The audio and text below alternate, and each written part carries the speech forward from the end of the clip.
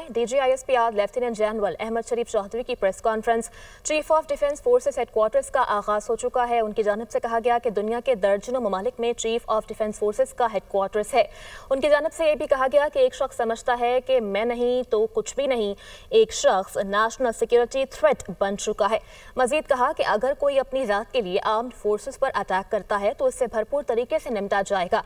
इस हवाले से बात करने के लिए हमें ज्वाइन किया है इख्तियार वली खान साहब ने, रहनुमा नून लीग हैं। बहुत शुक्रिया इख्तियार साहब आपके वक्त के लिए। क्या कहेंगे, क्या कमेंट करेंगे? आज की इस प्रेस कॉन्फ्रेंस से मुताल्लिक एक जारहाना अंदाज अपनाया गया तर्जुमान पाक फौज की जानिब से और बानी PTI के रियासत मुखालिफ माइंडसेट को एक्सपोज किया गया है।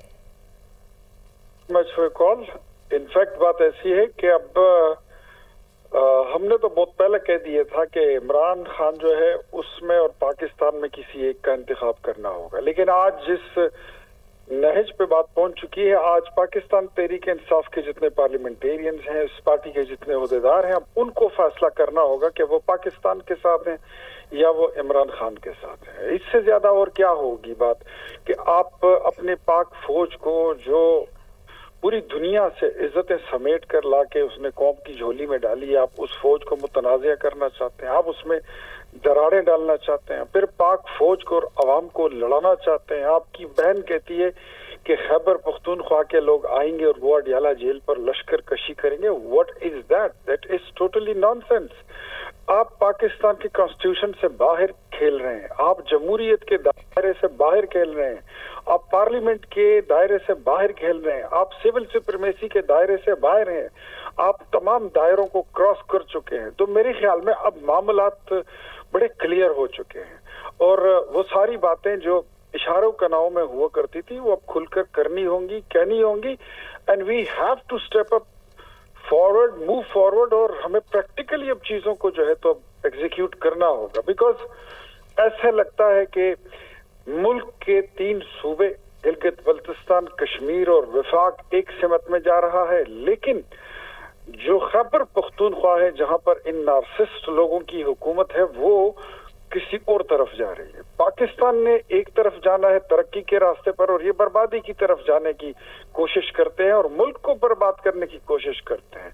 टेररिज्म के साथ इनका नेक्सस जुड़ा हुआ है, ड्रग डीलर के साथ इनका नेक्सस जुड़ा हुआ है, जो ड्रग ट्रैफिकर्स हैं उनके साथ इनका नेक्सस बना हुआ है, जो सारे इलीगल काम है उसमें ये लोग फंसे हुए हैं। कोई यूनिवर्सिटी ये नहीं बना सके, कोई अस्पताल, कोई नया स्कूल ये 13 साल में नहीं बना सके। इस कौम को इन्होंने कुछ नहीं दिया। 4.25 साल इमरान खान अपनी हुकूमत की कारकर्दगी 3 मिनट में बैठकर वो बयान नहीं कर सकते कि उन्होंने किया क्या है। बट अगर हम ये देखें कि एक मुल्क में जहां पर आप हुकूमत भी करते हैं, आपकी जमात भी है, आपकी सियासत भी है, एंड फ्रीडम ऑफ एक्सप्रेशन के अम्ब्रेला थले खड़े होकर आप वो कुछ कह जाते हैं जो हमारा दुश्मन भी कहते हुए वो लरसता है और उसकी टांगे कांप जाती हैं, लेकिन आप वो कुछ कह जाते हैं। आपने ये जो 2-4 कार्टून ये नमूने आपने बाहर बिठाए हुए हैं, मैं उनका नाम लेना भी मैं समझता हूँ कि मुझे मुनासिब नहीं लगता, और वो वहां पर बैठ के वो नमूने वो पाकिस्तान के खिलाफ, फौज के खिलाफ, रियासत के खिलाफ और इस मुल्क की बुनियादी असास के खिलाफ जिस लहजे में, जिन अल्फाज, जिस तर्ज तकल्लुम से जिस बात वो करते हैं, मेरे ख्याल में वो शेमफुल है। तो अब ऑप्शन ज्यादा नहीं है, अब तहरीक इंसाफ को ही फैसला करना होगा कि वो पाकिस्तान के साथ खड़े हैं या वो इमरान के साथ खड़े हैं। वी डोंट हैव एनी, इससे ज्यादा कोई ऑप्शन है नहीं, बचा नहीं है।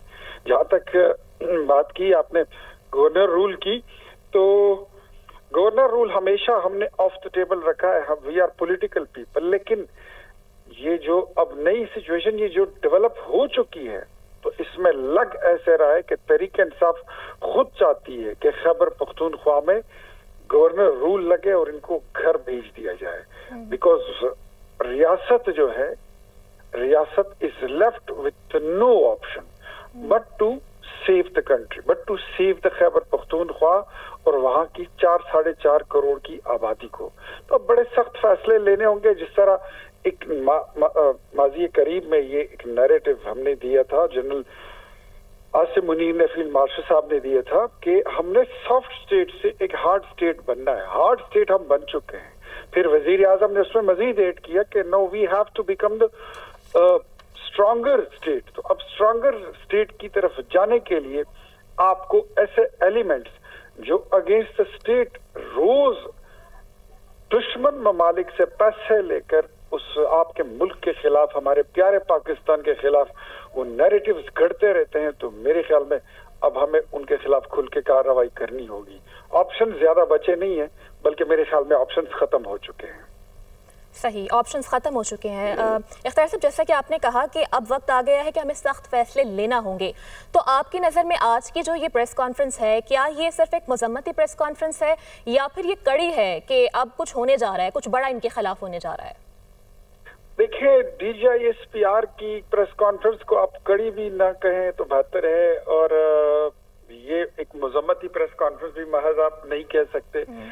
इनफैक्ट जिस तरह DG साहब ने बात की, अहमद शरीफ चौधरी साहब ने, उन्होंने बड़ी अच्छी बात की कि हमारा काम ये है कि हम आपको अपनी पोजीशन क्लियर करके दें और हम आपको चीजें आपके और कौम के सामने रख दें। फिर उसके बाद फैसला जो है वो हुकूमत ने करना है। रियासत जो होती है वो हुकूमत होती है, और फौज उन तमाम उस सिस्टम का एक एलिमेंट है, उसका एक इदारा है।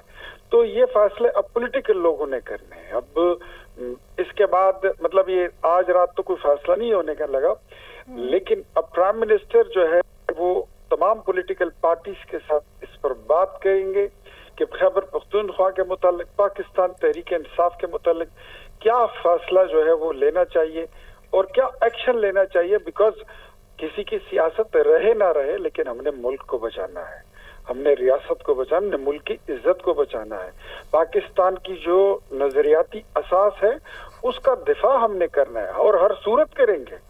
वो काम जो कभी हमारा दुश्मन भी उसके ख्वाब देखा करता था कि मैं कभी GHQ पर हमला करूंगा, मैं कभी कोर कमांडर हाउस पर हमला करूंगा, वो सारी उम्र नहीं कर सके। ये काम हमारी तहरीक इंसाफ ने, इमरान खान की जमात ने उनके कहने पर करके दिखा दिया। तो मेरे ख्याल में वाज़े है, चीजें बड़ी वाज़े है। अगर आप 26 नवंबर के वाकयात को ले लें तो भी वो आपके सामने है। आप इमरान खान की बहन का जो इंडिया को दिया गया इंटरव्यू है वो उठा के देख लें, वो भी काफी है। इन सारी चीजों को अगर आप अपने सामने रखें तो आपको फैसला करने में और अपना जहन बनाने में ज्यादा मुश्किल नहीं होगी। यकीनी तौर पर चीज़ें तो बिल्कुल क्लियरली नज़र आ रही हैं हमें। अच्छा, आज की जो प्रेस कॉन्फ्रेंस थी उसमें यह भी कहा गया कि वो शख्स जो है वो किसी और मुल्क की फ़ौज के लिए रास्ता बनाना चाह रहा है, तो क्या इससे हम ये नतीजा अखज़ कर सकते हैं कि बानी PTI भारत के सहूलतकार बने हुए हैं और मुल्क में डायरेक्टली दहशतगर्दाना कार्रवाइयों में मुलव्वस भी हैं? देखिए, ये बात तो मैं बहुत पहले कह चुका था प्रोविंशियल असेंबली में, पेशावर की खैबर पख्तूनख्वा असेंबली में मैंने ये बात फ्लोर ऑफ द हाउस की थी कि तहरीक इंसाफ के जो सोशल मीडिया डेस्क हैं वो ऑपरेट होते हैं इजराइल से, वो ऑपरेट होते हैं इंडिया से, और बाद में फिर वो अफगानिस्तान में भी वहां पर उन्होंने अपने डेस्क बना लिए हैं। इंडिया जो लड़ाई हमारे साथ लड़ा करता था और वो पैसे जो जंग पे हमारे पास वो लगाता था, वो पैसे अब वो पाकिस्तान तहरीक इंसाफ की सोशल मीडिया पर लगाता है, इनको फंड करता है, इनको पैसे देते हैं और इमरान खान की जमात को स्पॉन्सर करते हैं। So is the case with Israel, वो भी यही कर रहे हैं। वो पैसे जो जंग पे लगते थे वो अब इस तरीके से उन्होंने लगाना शुरू कर दिया और वो प्रॉक्सीज को यूज कर रहे हैं। इस वक्त मैं समझता हूँ कि बानी PTI या उनकी जमात जो है वो इंडिया की प्रॉक्सी बन चुकी है। ठीक है, इंडिया की प्रॉक्सी बनी हुई है बानी PTI और उनकी जमात, साथ ही रहेगा